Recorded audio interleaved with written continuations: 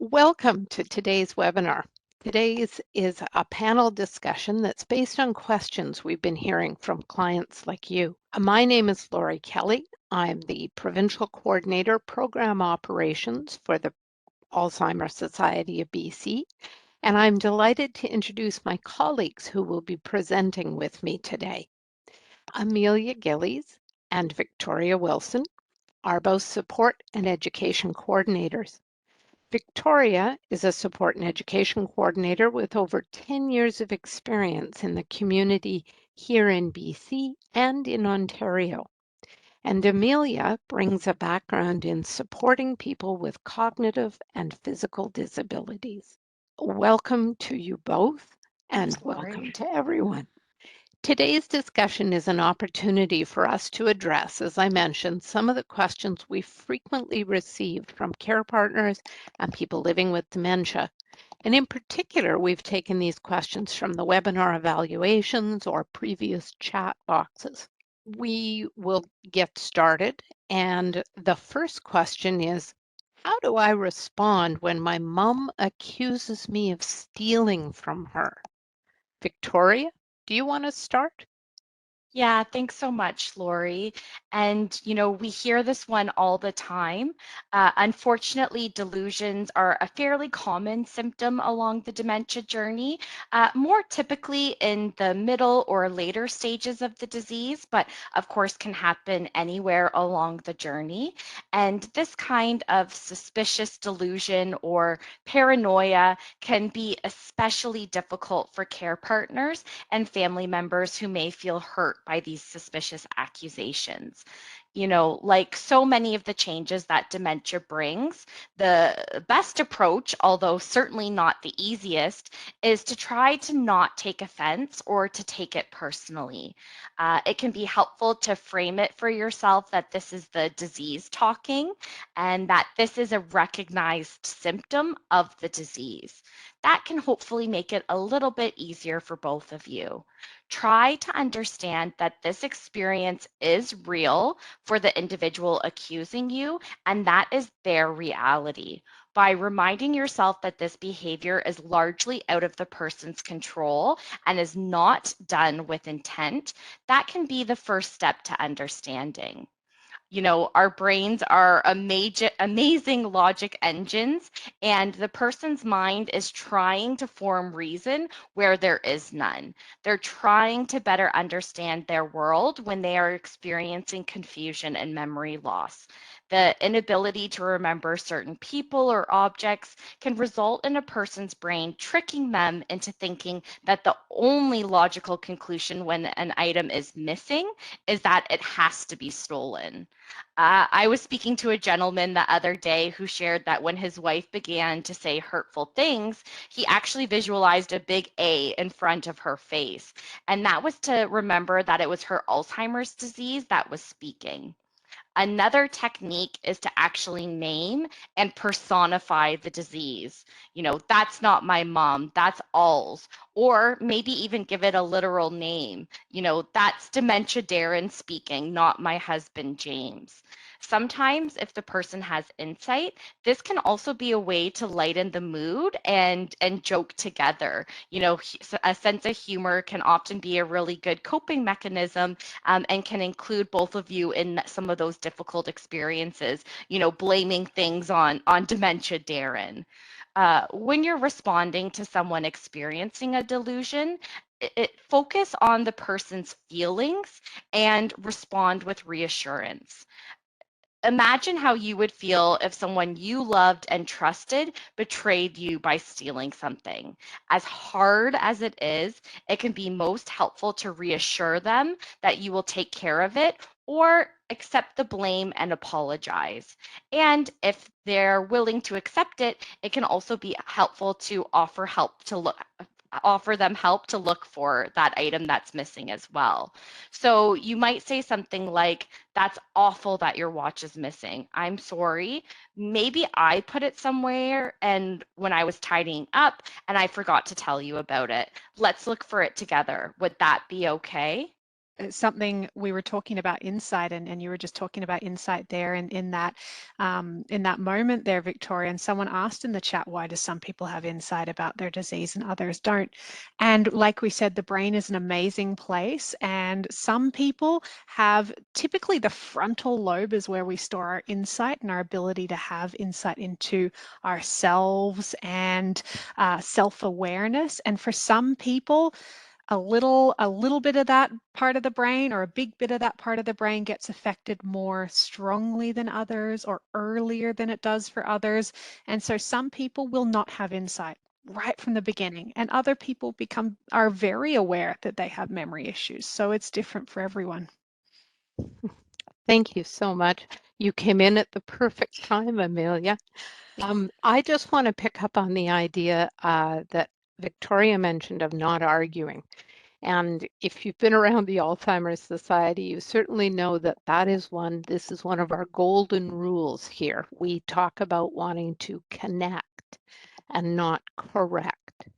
So this, being able to not argue in the moment, is one of the most valuable tools that you can pick up. But we absolutely know it can be a hard habit to break because we're so used to putting emphasis on getting the facts right. I'll bet that many of you who are with us today can empathize with the care partner who shared with me that she drove home from her dad's place many, many, many times, mentally beating herself up because she had corrected, argued, and gotten angry with her dad. There's a wonderful phrase that I really like. When we know better, we do better. But while I believe that this phrase is true, I also believe that there's a really vital piece that's missing: time. When we know better, we eventually do better. But it takes time and practice to learn to catch your breath, take a moment, and remember that it's the disease and not the person. And then to respond to the person and not to the words that dementia is saying. We all kind of have the equivalent of two brains: a logical brain and an emotional brain. The emotional brain, the emotional parts of our brain, they're more deeply embedded into the core of our brain. And so when anyone is feeling strong emotion, that kind of drowns out the logical upper parts of our brains, the frontal lobe that Amelia mentioned. And that's why taking a deep breath can give us just the moment we need to quiet our own emotional response and engage our own logical brain, which can then hopefully remember to do better, as the phrase suggests. And that's also why starting your response by validating the emotions of the person who is accusing you is in turn the first step towards turning down the emotional volume and opening the door to distraction or redirection. But that first step is to focus on the emotions underneath and to validate the experience and provide reassurance. Only after the feelings are validated can you try to distract with a different activity or change the environment. The last suggestion I'd offer is that if this is an item that regularly gets lost and so regularly results in suspicious accusations, you actually might want to try and have a backup item to provide in the moment, like several remotes or identical watches or inexpensive rings that look like the missing one. That way you can say, "Oh, I'm so sorry. I must have moved it when I was cleaning. Look, here it is," and can produce the duplicate item. Amelia? Sorry. Oh, Sorry. sorry. It's okay, Amelia. I was just wondering if you want to chime in on anything. Well, it's such good advice what you were sharing, and it can be so hard to follow, especially having that ring ready. So there's probably two important recommendations I'd add, which are to learn about dementia and to truly be good to yourself. If you're here today, you're already learning more about dementia, and I think that's so key. Truly understanding that for most people living with dementia, there are physical changes taking place in the brain, like what we were talking about with insight. And the kind of suspicious delusions that this question refers to are a result of those changes. And it can help us separate the accusations from the person that we know. To put a name to the disease, like Victoria was sharing, and separate out that suspicion and the paranoia from the person can be a really good first step. And we also know that it is often those closest to the individual living with dementia that unfortunately can be the target. You're the bad cop, and that's not because you did anything to deserve this. It's just often because you're there. You're the one who may need to assist them to say no to things that might put them at risk.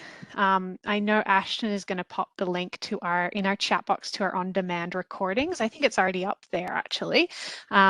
And this page has recently been reorganized to group the recordings by topic. So under the behavior section, you'll find 2 recordings that might be helpful to review.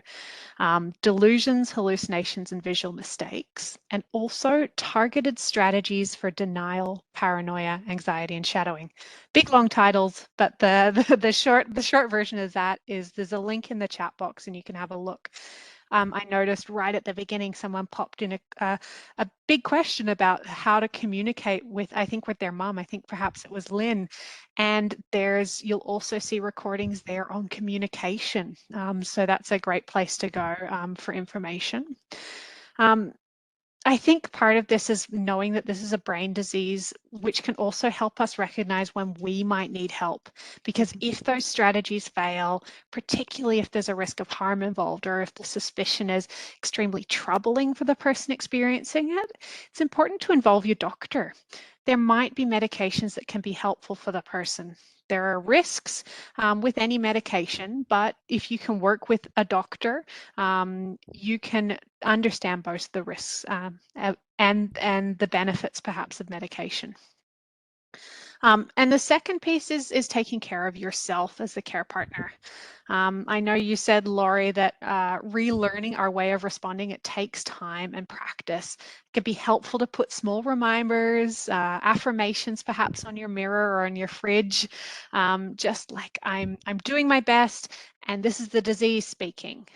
We've got lots of videos actually in that same place that I was talking about before related to resilience, including 2 really good recordings of Dr. Elizabeth Drance. She came and spoke about caregiver resilience on our webinars last year.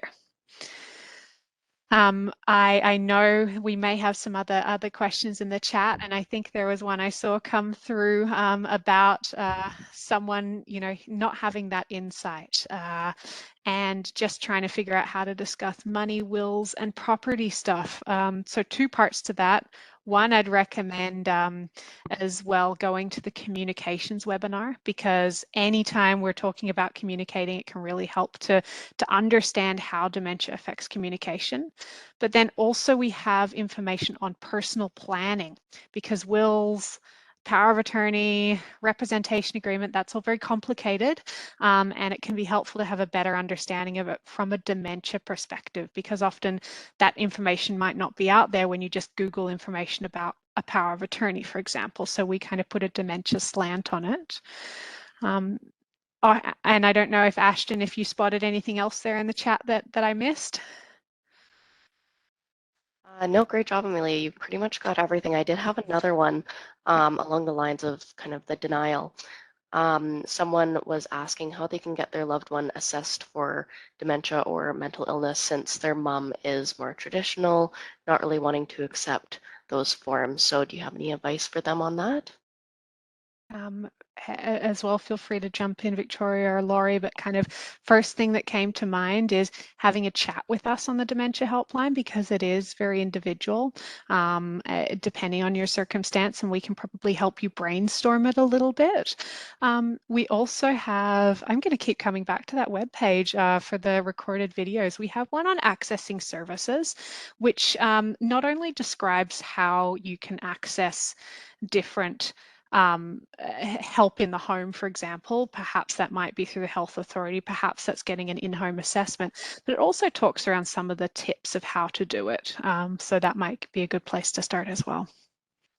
Just picking up again on what you just shared at the sort of the end of your answers, where you were talking about the importance of connecting with your doctor, and that really speaks as well to this particular question. So having a conversation, and if your mom is uncomfortable, it can be helpful if you perhaps are able to talk to the doctor ahead of time. And then it can be, if the doctor is sort of pre-prepared to discuss what your concerns are, then you can say to your mom, it's time for your annual checkup. And then that might be a conversation that the doctor can begin to have. It avoids you hopefully that you're the bad guy as well, because they go to the doctor and the doctor, just as part of the process, brings up questions about memory.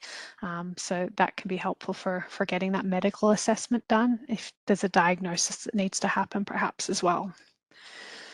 I think part of that, and part of the difficulty of sometimes for some of you finding time to have those conversations, because we know that shadowing is a big topic that often comes up, and we did get a question about that in a previous session. So I think I'll ask, perhaps Laurie, I'll ask you about this one. Sure. A caller for the First Link Dementia Helpline recently, they asked, my husband follows me everywhere. What do I do? Laurie, what Yeah. ideas do you have on that one? This shadowing is kind of the flip side of what we just talked about with suspicious paranoia, in that rather than pushing away from the care partner with accusations and anger, a person living with dementia can stick to the care partner like Velcro, is a phrase that we've heard. When it happens, it usually means that the person living with dementia is feeling confused, worried, or scared. You have become their safety net.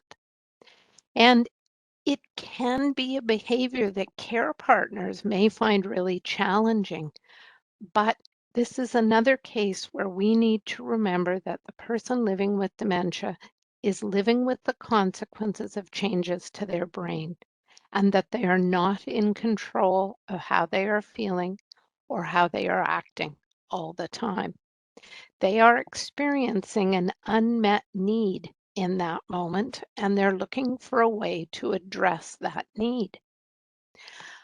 I'd like you to take a moment to maybe think of a time when you've been on your way to somewhere. Hopefully, I'm not the only one who's done this, where you suddenly realize you don't remember, you're not quite sure how you're going to get there.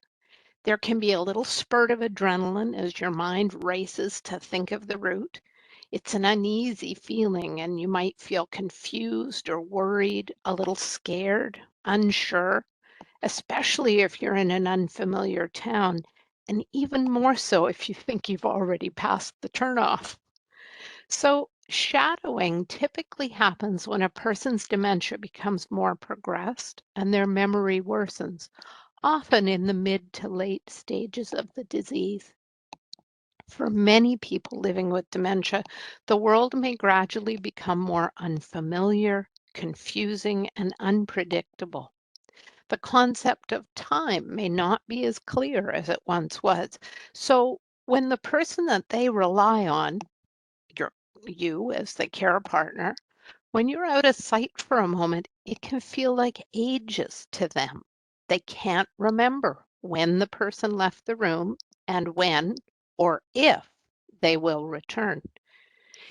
You can, I hope, imagine that to cope with the changes, you would really want to stay close to the person who feels comfortable and for whom you rely on to help you navigate and make sense of the world. Although the experience is very different than suspicious delusions, your response is to use the same technique: validate, reassure, and then distract if needed. One way to remember this process is to remember the 3 R's. Recognize the emotion behind the behavior, reassure the person by validating the emotional need, and only then redirect by offering a distraction or a change of scenery. Yes, and because shadowing is usually connected to feeling unsure and scared, it can be helpful when you're talking about redirecting to give someone a task so that they can be successful at that, like folding the laundry, chopping vegetables for dinner, helping plant in the garden. People living with dementia have shared with us time and time again that being supported in accomplishing tasks, it can be very helpful in reducing their anxiety. It's really difficult to live with the feeling that you don't know how to do things or you're somehow less than because you can't accomplish a task that you once were able to do so. Sometimes just engaging the hands and keeping them busy when we feel anxious or worried, it can help calm the brain. We have those fidget spinners for a reason, right? For many people. Um, an example could be perhaps you're cooking dinner and the person you're caring for won't leave your side. I'm thinking of this caller, for example, who prompted this question. You're finding it difficult to maneuver around them and you might notice them getting upset. Maybe they're accusing you, oh, you don't want me around, or you want to get away from me, and this can be hurtful. So you can end up in a confrontational place there. So what you can do is you can, using those 3 R's Laurie was talking about, you can recognize that they're upset. Reassure them by saying something like, you know, you look really upset. I like our time together, but I really need to get dinner ready. I could use your help. Could you help me mash the potatoes?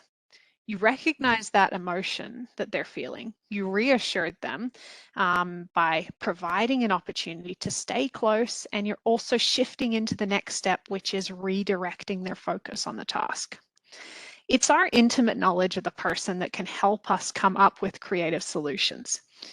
If you actually have a creative solution, if you're thinking, oh, I do this, or I do a version of this, let us know in the chat box, because not only because I want to hear them, but also it's most useful for others who are on this webinar to be able to see your suggestions there as well, or we can call them out and share some that might be helpful. Some that I'm aware of that we've used in the past, you could set an egg timer or a stove timer to let the person know you'll be back when the timer goes off. Other people use a clock. Some designs show a countdown and provide a visual cue, like changing colors when the time is out or playing a certain sound or song. And you can get those. They're actually, some of them are designed for children as well. So you might find some useful ones if you're doing an internet search, perhaps on the Big A website. We're not going to mention that one though. If the person you're caring for needs to see you or hear you for reassurance, you could try making a recording of yourself or maybe just your voice to play when you go away. Maybe it's a personalized message, reassuring phrases, or maybe record yourself reading one of their favorite books. Reading a book on tape can provide comfort in your absence, or using two-way baby monitors. A caregiver was telling me that they use that to help speak to their mom when, even when she was actually working just in the next room. However, for some people, this may be very disorientating. So always keep in mind what may work well for some people might not work well for others, or it might not work as time progresses. An easier version of that, or a version that is less personal and perhaps less prone to someone experiencing a hallucination or delusion, is just playing favorite music that's meaningful to them, because it evokes emotion, stimulates memories. Think about what music calms the person and takes them back to a happy time in their life.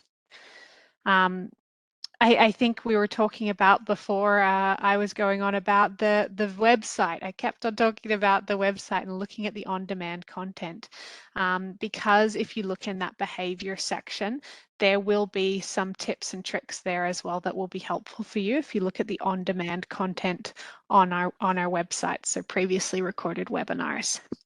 Thanks so much, Amelia, and thanks for all of that really great information. And so another question that we kind of regularly get in some sort of variation of it is, how do I respond when my dad is asking where his mom is? You know, she passed away more than 30 years ago, and I'm not really sure, you know, what to say.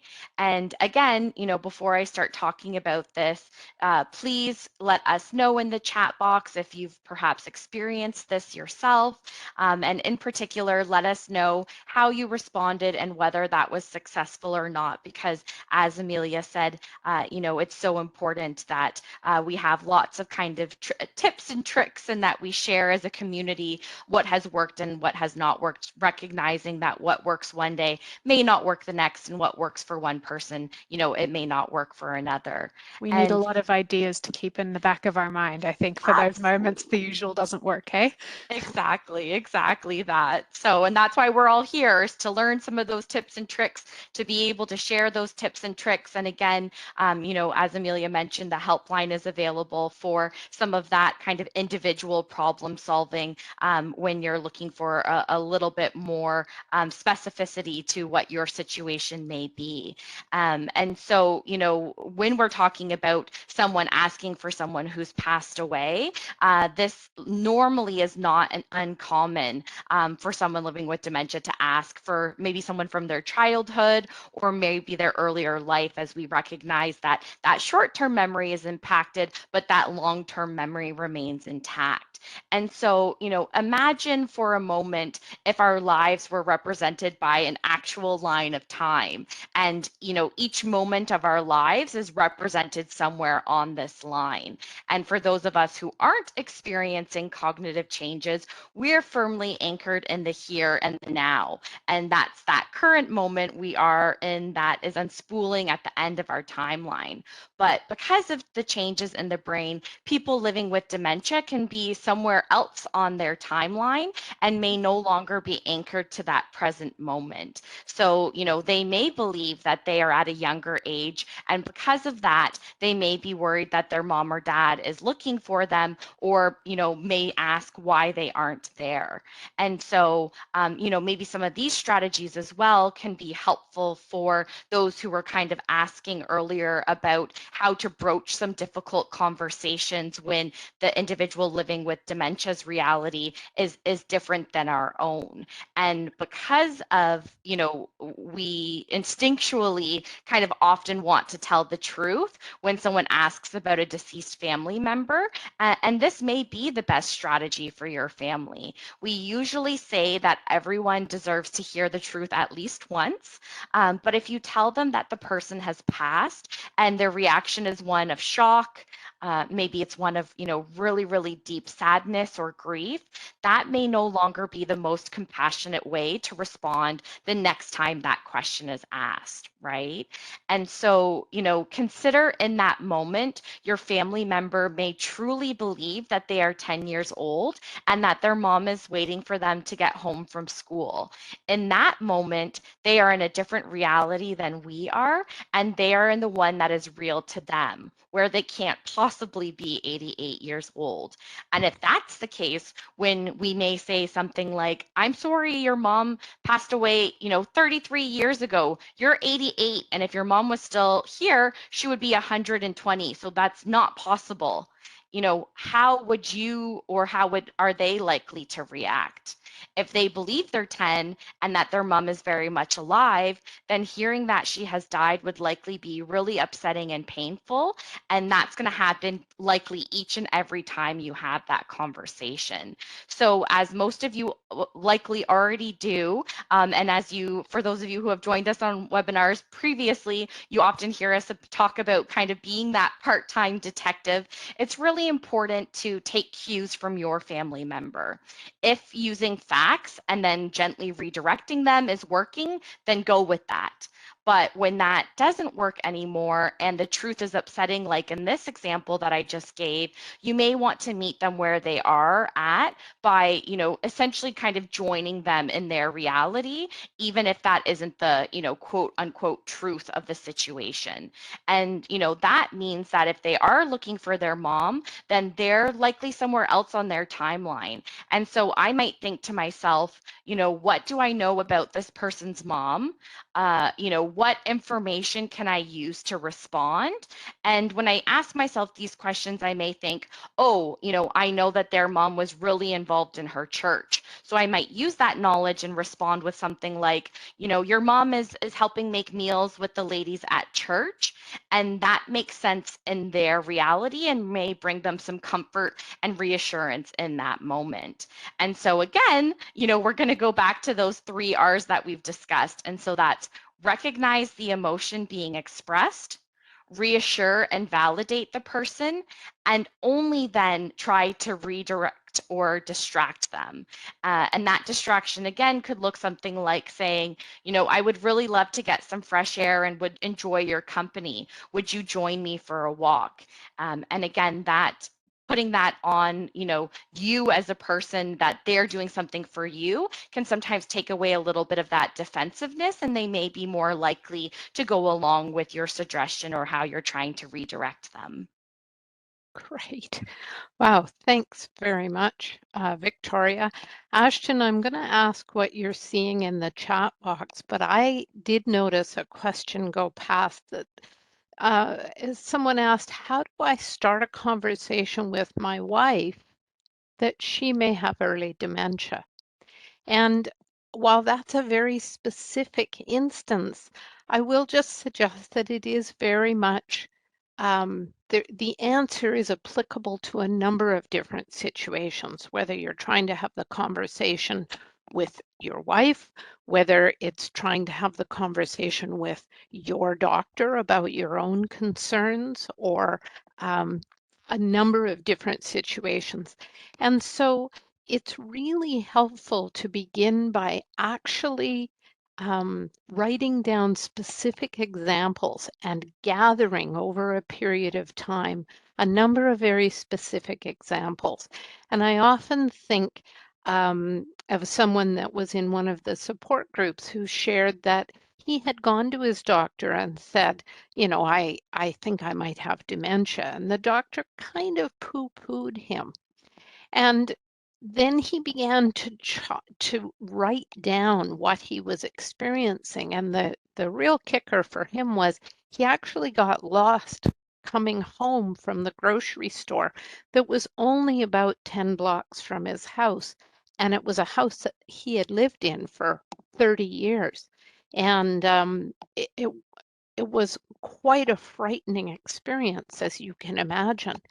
But so when he went back to the doctor, he was able to say, so here are the things that I don't think are part of normal age-related memory decline.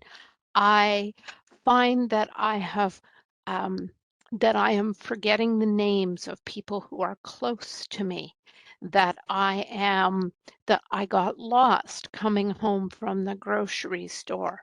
Um, a whole variety of very specific examples that may be able to, in the case of the person who asked about starting the conversation with your wife, may be able to open up the conversation, because if you have noticed things, it may be very likely that so has she, and both of you might be too frightened to bring it up.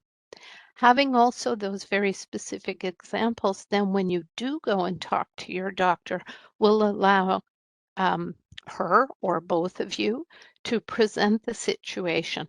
There's a variety of reasons. Dementia is not the only reason that people begin to have cognitive challenges. And so talking to your doctor is so valuable, because it's kind of a diagnosis of elimination, and they will have an opportunity to to go through and test for a whole variety of things. So, Ashton, was there any other questions that kind of popped out? I did have an interesting question come up that I thought would be interesting to talk about, kind of when you were talking, Victoria, about someone's reality, where they're at in terms of asking for deceased relatives. This isn't directly related to deceased relatives, but someone asked when they're leaving the care home where their mom is residing and their loved one is wondering, well, why can't I leave with you? How do you tell them they need to stay there? And that's the reality that they're maybe they're thinking, well, there's no way I'm living here. So some strategies, and again, it's kind of having a couple of tricks up your sleeve to see what may help that day. But sometimes if you're finding that you're often having difficulty leaving a long-term care home, sometimes arranging your visit for, before lunch or before dinner time or before an activity can be really helpful, because you can kind of take them to lunch and say, okay, you're going to have your lunch now, and so you're all set up here, and then that kind of can distract them with the activity or that kind of lunch, that then you can kind of just quietly take your leave and hopefully not be disruptive to that person or to yourself.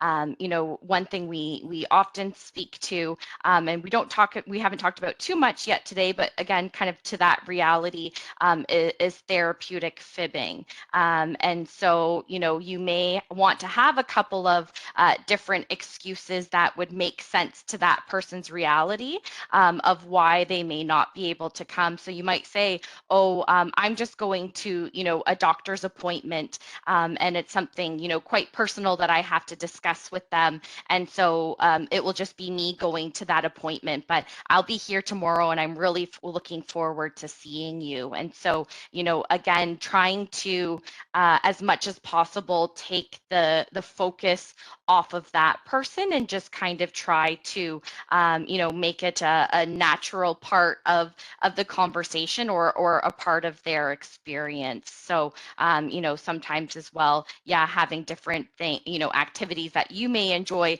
that that person doesn't enjoy can also be helpful as well. Oh, I'm about to go to play pickleball, and I know that you've never liked pickleball, so I wouldn't want to bother you with that. So I'm going to go enjoy myself, but there's lots of fun things for you to do here. Again, use your knowledge of that person and see what may work for you.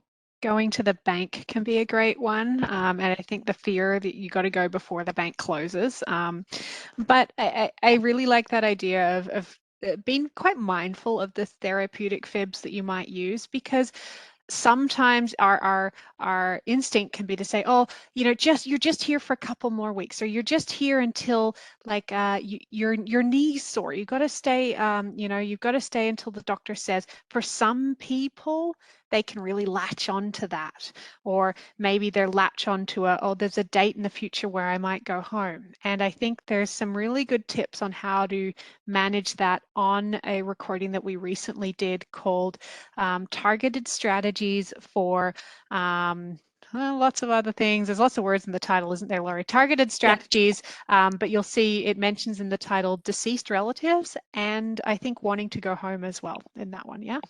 Yep. That one's a great one, and it really talks directly to both of these questions that have come up, because they're quite related, how you respond to them. Great suggestions there, Victoria. I was just looking, I really like Loming says, when my dad asked why he couldn't leave the care home with her, she told him he's participating in an assessment of the care home. So there's a lovely recognition of something that is going to be very important to her dad, perhaps business background, that fits for him. So yeah, that's really, really nice, good example. And thank you, Amelia. You mentioned again and several times, Ashton, I've seen has dropped into the website, into the chat box, our recordings. And I just want to show, just on a regular Google page, our website can be hard to remember. And so ALZ BC for Alzheimer BC .org, alzbc.org. That's the first thing to remember. And so if you do that, that brings you to the main website, the main web page.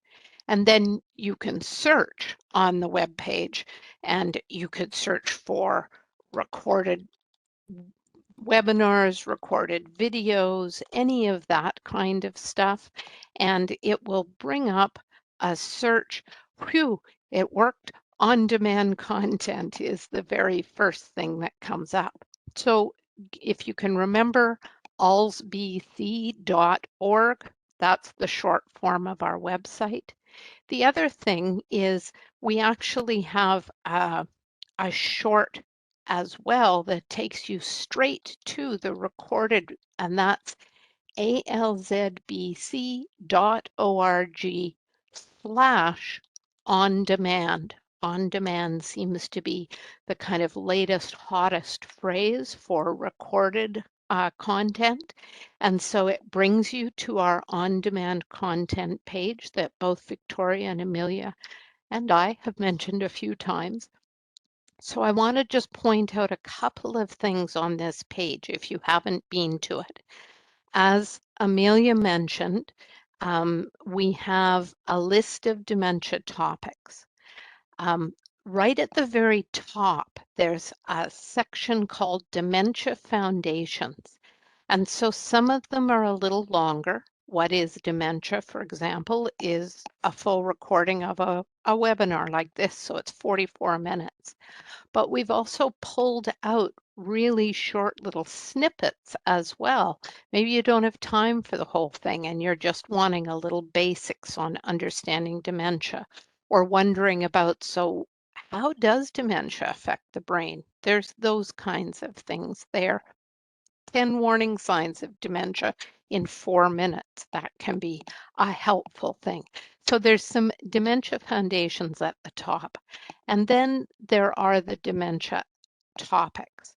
And so accessing services, as was mentioned earlier, we have quite a wealth on behavior, long-term care, all sorts of different things. And if you click in the list, it will pop you down further down on the page where we have the list of actual recordings. And here's the one you were referencing, targeted strategies for word salad, confabulation, wanting to go home, and asking for deceased relatives. I think I experienced some word salad when I was trying to remember that, that name of that title. I was just going to say, no wonder you can't remember it. So Laurie, we also had someone in the chat who asked a question about how to tell what stage their person is at in the disease. Do we have any recordings that might be helpful for that? Haha, nice, thank you. We just recently have one, and we've called it, I believe, progression. Let's see, is it under stages or progression? It's under progression. And because dementia is a progressive disease, it occurs to me, though, that we might want to add the word stages in our list of topics.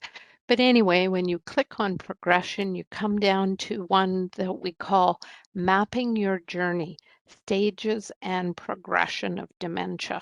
And so this is a 40-minute webinar, and it just gives you an overview of the process from diagnosis, and it also uses then a 3-stage model to talk about progression. You know, while you're actually up there, Laurie, with your screen, I wanted to talk about one other area we're often asked about. Often we're asked about tips and tools for dementia caregiving, like physical things that people can do, things that you can purchase, memory aids, safety aids, that kind of thing. I think there's a section called activities there on the web page. There is. And I think on there's a few variations of different dementia inclusive activities, and these can be really good resources for ideas if you're ever feeling stuck for what to do. There are also dementia products that we're asked about. We try not to recommend rather specific brands, just because of a number of reasons. It's difficult to keep on top of all the different changing links and information. Technology changes so quickly, and we also don't have we're not tech heads, so we don't have the expertise to vet products and companies. So we want to be very careful with any perceived endorsement of a product. But there is a good point on our website, and Laurie, if you don't mind showing this while I talk about. We've got shopping for assistive products, and I can never remember what the page is called, so I always hop on the search bar. So I find that's the best way to make our way around. Maybe type in things to buy. Ah, that's funny. That's what I use when I go looking for it. I never remember. So there we go. Oh, just like me, it's always a relief when it comes up at the top.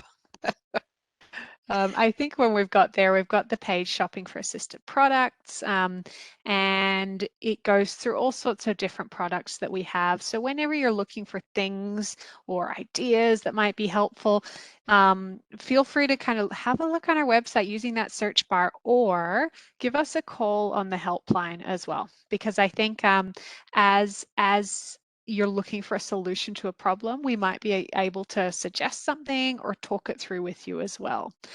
We can also provide a community resource list, which has a list of all sorts of different services that are available in your community. So that's health authority contact information, like home support services in your area, and all the links to those community resources lists we can send to you through the First Link Dementia Helpline. So again, another good reason to give us a call if you're looking for a specific product or a specific service in your community as well. Great. I hope it was okay that I closed. It's all right. We don't need to spend an hour doing a tour of the website, although Yeah, I figured not. We like it. And so we are just under 10 minutes left here. So I just want to check back in with Ashton.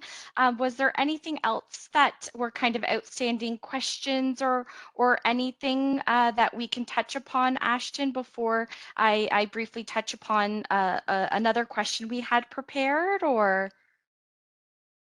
You all have done such a great job covering all of these kind of as we've gone through, which is amazing. The only one that I think I missed here, it's more of a physical question. Someone was asking that about their loved one who has difficulty sitting upright. They're always sliding down on their chair. They're wondering if this is a result of the disease, or is this a result of dementia or a symptom of dementia per se. I'm passing that over to the two of you. Oh, sorry, Amelia. Do you want me to? Well, I was going to this say one, or- the yeah, go ahead. progression video could be a good place to start if you're kind of interested in some of the more symptoms. Often we'll see this happen for folks later in the disease. Dementia affects all parts of your body, right? And perhaps what can happen is that you lose muscle tone as well because of the progression of the disease. You're moving less, you're not as fit and active. So it could just be dementia generally having an effect on your body, but as well, there could also be some signals that your brain is not sending your body, not reminding you to sit upright, because I think we all have that moment where we need to remember to sit upright in our chairs. If the person is at home, great to reach out to your local health authority to have an assessment by an occupational therapist, because their job is designed to help make sure that the assistive tools that people are using, whether that's just a chair or whether that's a walker or a wheelchair, making sure that they're fitted correctly. Because you don't just get a wheelchair and be like, yep, that's great for the person. There's a lot of adjustment to make sure that that's actually the correct assisted device for them. And again, that can just be a chair, a comfortable chair where they normally sit, making sure that perhaps it can be padded in a different way. They can perhaps use some belts or straps that are non-invasive to help them. So there's that can be done either through your health authority if the person is at home, or if they're in long-term care, chat with the rec therapist or perhaps a physiotherapist there might be, or a social worker. Every home's different, but if any of those people could be engaged to discuss this, because this wouldn't be exclusive to your person. This happens a bit. Thanks, Amelia. That was great. I mean, you pretty much covered everything. I don't have much more to add to that, just to say that, yeah, we do often see changes in people's gait, sometimes also their ability for their spatial awareness and kind of where they are in time and space can be impacted. And so often it may be really difficult to pinpoint exactly where this is coming from. Sometimes it's like a little bit of a chicken or an egg scenario. It could be this, it could be that, it could be this. And so that's why it is so important to be kind of vigilant with some of these different symptoms or different signs that you may be seeing, and bringing those forward to any healthcare professionals that may be involved in that person's care. Because of course we can kind of speak to general symptoms that we would expect to see, but sometimes, yeah, it's really hard to kind of pinpoint the exact cause of why that may be occurring. And so sometimes, unfortunately, we may not have a concrete answer. Oftentimes we have to live kind of a little bit in that gray area, but ensuring that we're being responsive and bringing these things forward is really important as well. Thank you so much, Victoria. Also want to let you know several people have asked questions around MAID, medical assistance in dying, around palliative care, hospice care, what to expect with the end of life and how to support a dying loved one. As you can appreciate, this is a large and complex topic. So we're actually going to be presenting a whole number of webinars through August, September, and into October. Not back to back, because not everyone wants to focus on that topic, but we have a whole variety coming up. I thank you all for your comments. Really appreciate that you have participated today. And thank you very much, Victoria and Amelia. This is just a ton of practical, useful pieces. I wanted to suggest, if there's any last questions or you feel like you had a question in the chat box that we didn't get to, it's not because we're ignoring you, but also because we know some situations are complex. Give us a call on the helpline. I know our colleagues this afternoon will probably be waiting for your call, wondering why we've sent so many people to the helpline this afternoon, but it's there for a reason. So. And I know that we're at 3 p.m., so we'll get going. And I always need that one last comment, but just, the kindness and consideration that you show to the individual that you're supporting, always show to yourself as well. A lot of these strategies, are trial and error, and a lot of them may work in one moment and may not the next. And it can be very frustrating. So, I think, as Lori suggested, just take that deep breath, and the kindness and consideration you show to that person, just make sure that you show to yourself as well, because it's all a learning curve, and none of us are experts. Not any one person is prepared to deal with this and knows everything to do and can act perfectly in each moment. So just remind yourself of that as you move forward. Wonderful. Thank you, everyone. Thank you for all your input and your questions. And thank you again, Ashton, Amelia, and Victoria. Welcome. Bye-bye.